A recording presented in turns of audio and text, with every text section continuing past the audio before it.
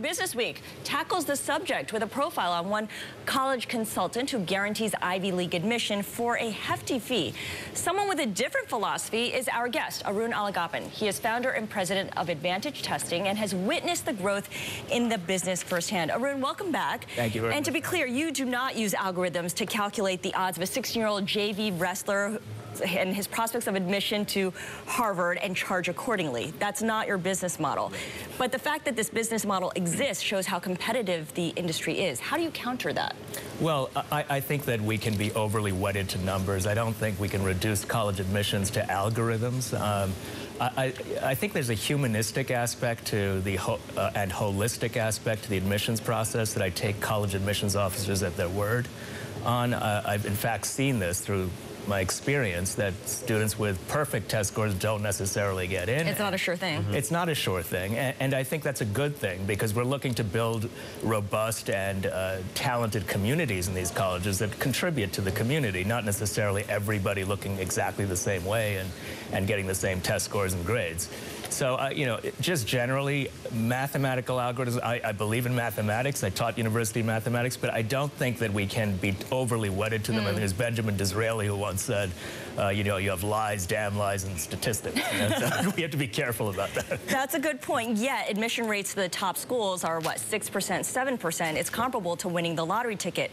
Talk about the level of anxiety out there. How much more are parents and students sweating the college admission process than 5 years ago?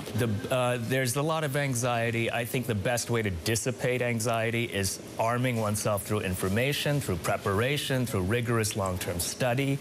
This is good for our society. It's good for our country. It'll make us competitive worldwide. And we simply don't want to pander to anxieties. I think it's a mistake. Well, do you worry at all that the cost of test prep, even if you aren't feeling anxious, you want to have your kids be as prepared as possible, and yes. If you have money, that's a really good investment. Do you worry at all that the cost of test prep will continue to divide, you know, college applicants into people whose parents could pay for it and people whose parents couldn't? Yeah. I think it's a very fair concern. Of course, in our company, we do an enormous amount of pro bono work. In fact, have never really turned anyone down for lack of financial capacity. But what we should recognize is that colleges themselves look at applicants against the backdrops of their opportunities. So credentials ought to be, I think, viewed in context. You know, an inner city child with a certain score is not the same as one attending an independent school with that same score. So the students who are the best in each socioeconomic group are the ones who will have the best potential once they get to college. So I think that's it's a good idea to select the best of the best from every group. Arun, I remember in September 1984 when I showed up at Princeton, I met the guy who actually admitted me, and he said, you didn't get in because you were that smart, but you were really well-rounded. So how do you actually deal with that? Yes.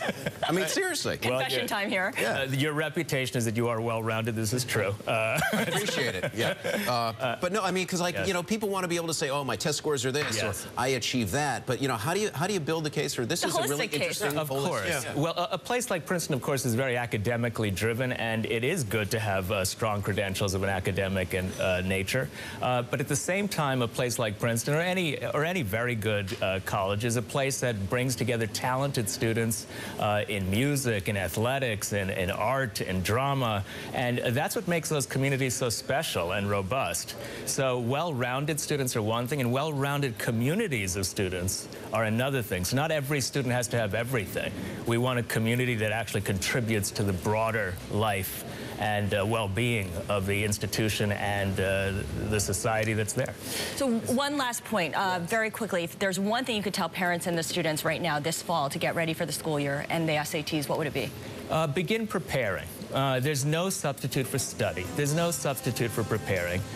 This is the main thing to do, to commit to work. Commit to work. All right, more work with Arun Alagappan of Advantage Testing. Thank you so much for joining us. Thank you for having me. And by the way, for more on the Ivy League guarantee, be sure to check out the latest edition of Bloomberg Business Week. Scar Brennan and I'll be right back.